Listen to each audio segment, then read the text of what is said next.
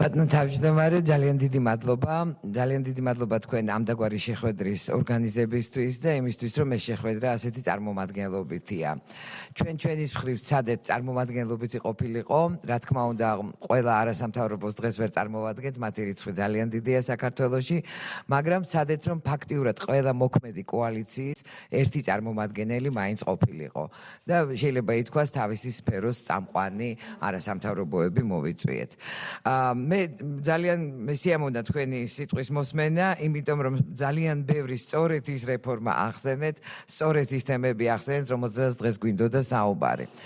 არ დავმალავთ, რომ ჩვენ არასამთავრობო სექტორს გარკვეულ საფრთხეთ მართლაც გვეჩვენება კონსტიტუციური უმრავლესობით ერთი პარტიის მოსვლა პარლამენტში, მაშინ, როდესაც საპარლამენტო სისტემა მართლობისას ჯერ კიდევ ყალიბდება, მაგრამ ჩვენ მიგვაჩნია, რომ ეს ამავე დროს არის დიდი შესაძლებლობა.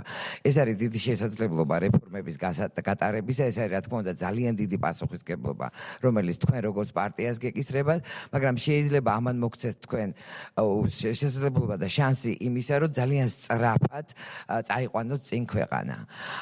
ჩვენ გვესმის, რომ საკმაოდ რთულ რეგიონულ პირობებში ვიმყოფებით და საერთოდ მსოფლიოშიც უკვე დემოკრატია გარკვეული საფრთხის წინ დადგა, მაგრამ ჯერ კიდევ აქვს ჩემი აზრით შანსი საქართველოს იყოს რეგიონში ყოველ შემთხვევაში ლიდერი დემოკრატიის თვალსაზრისით და ასევე იყოს შესაძლოა გარკვეული მოდელი სწორედ გარდამავალი ქვეყნებისა, რომელიც დემოკრატიული გზით მიდიან.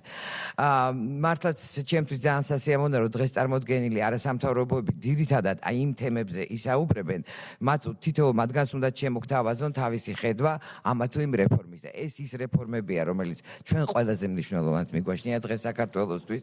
ეს ის რეფორმებია, რომელიც ბევრ ჩვენგანს უმუშავეა, გვაქვს არა მხოლოდ ზოგადი წარმოდგენა, არამედ უკვე ფაქტიურად დამუშავებული პოლიტიკის დოკუმენტები, კანონპროექტის სახითაც ან საკანონმდებლო წინადადებები და რა თქმა უნდა დღეს ძალიან მცირე წარდგენის შემდეგ თითოეული ეს არასამთავრობო იქნება მზად, რომ ძალიან მჭიდროდ ითამაშოს პარლამენტის კომიტეტებთან, პარლამენტის ხელმძღვანელობასთან და ერთად გარკვეულ შედეგს მივაღწიოთ.